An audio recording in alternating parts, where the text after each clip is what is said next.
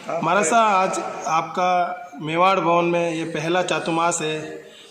इस मेवाड़ भवन में आपके चातुर्मास के अंतर्गत ऐसी कौन सी उपलब्धियां हुई, ऐसा कौन सा कार्यक्रम हुआ जिससे आप क्या कहना चाहेंगे?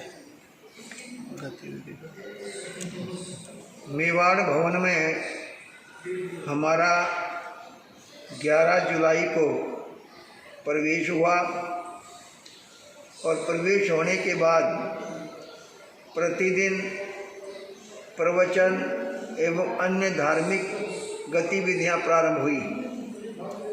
इस चातुर्मास में सबसे बड़ी उपलब्धि यह है कि युवा वर्ग को विशेष धर्म की लगन लगी, उनके अंदर जागृति आई, क्योंकि हमने सभी युवाओं को एक लक्ष्य रख करके जोड़ा कि आपको बेसिक नॉलेज ऑफ जैनिज्म अवश्य होनी चाहिए। इसके लिए हमने युवा महामंत्री श्री विजय जी कोठारी और श्री परमार साहब से संपर्क किया, तो विजय जी कोठारी ने सब युवकों को, हर संघ के युवक और युवतियों को हर संडे को बुलाया। लगभग 100-150 युवक प्रति संडे को आते रहे।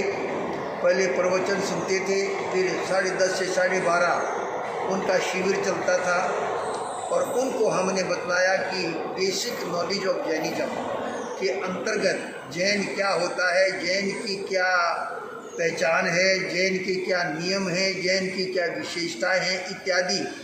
उनको उस शिविर के माध्यम से हमने बहुत कुछ सिखाने का प्रयास किया और युवकों को ऐसा लगा कि हम पहली बार इस तरह की प्रेरणा पा रहे हैं, इस तरह की हमें शिक्षा मिल रही है।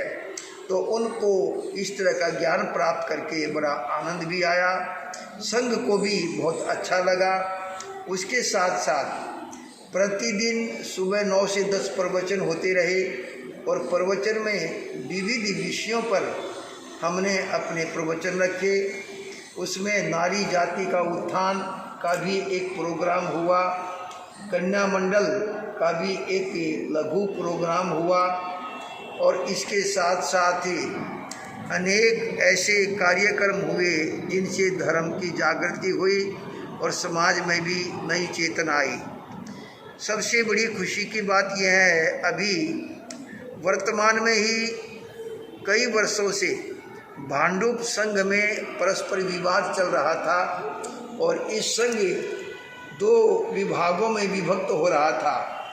तो यहाँ मेवाड़ संघ के प्रयास से हमारे सानिध्य में उन सब मेवाड़ भांडुप संघ वालों को बुलाया गया और एक मीटिंग करके उस विवाद को समाप्त किया गया। संघ में पुनः संगठन हो गया और संगठन होने के बाद में अब संघ में शांति है, तो ये भी एक बहुत बड़ी उपलब्धि है। इसके साथ साथ ही अन्य भी कुछ समाज जागृति के और धर्म उत्थान के कार्यक्रम इस चातुर्मास में हुए हैं और आने वाले अभी अक्टूबर के महीने में अनेक तरह के कार्यक्रम हैं। अम्बेश पाठशाला के बच्चे, उनके शिविर भी रखे जा रहे हैं। इस 10 अक्टूबर को लगभग 300 बच्चों का ज्ञान शिविर रखा जा रहा है। 12 अक्टूबर को लगभग शिक्षिकाओं का भी शिविर रखा जा रहा है। उसके बाद में अनेक और भी युवकों का, कन्या मंडल का, महिला मंडल का, इन सब के अधिवेशन की भी योजनाएं बन रही है, जिनमें नारी जीवन का क्या महत्व है, महिला का गृह निर्माण में क्या योगदान है, आदर्श कन्या किसे कहते हैं, आदर्श युवक किसे कहते हैं, ये सब बातें उनको बताई जाएंगी। तो इस तरह से मेवाड़ संघ के अंतर्गत मेवाड़ भवन में यह चातुर्मास द्वितीय और ऐतिहासिक चल रहा है, ऐसा यहाँ के संघ के लोग कहते हैं। विशेष बात यह है कि इस चातुर्मास में किसी को बुलाना नहीं पड़ रहा है, अपने आप ही भीड़ जुट रही है। परंतु बल्कि कोरोना की गाइडलाइन को देखते हुए हम खुद भीड़ को कम करने की प्रेरणा देते हैं और जो भी लोग आते हैं उनको कोरोना का सब गाइडलाइन के हिसाब से मास्क लगा कर आना और गैप दे कर के बैठना इत्यादि उनको डील किया जाता है। तो इस तरह से वर्तमान समय तक तो बहुत कुछ कार्य हुआ है और भविष्य में भी बहुत कुछ अच्छा होने की संभावना है।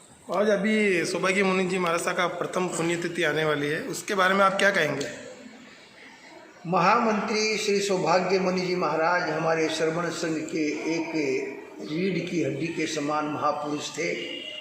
उनका विशाल दृष्टिकोण था, वो दूरदृष्टि थे, सब बातों को गंभीरता से लेने वाले थे। उनका अभाव सभी मेवाड़ वासियों को, हमको भी खल रहा है।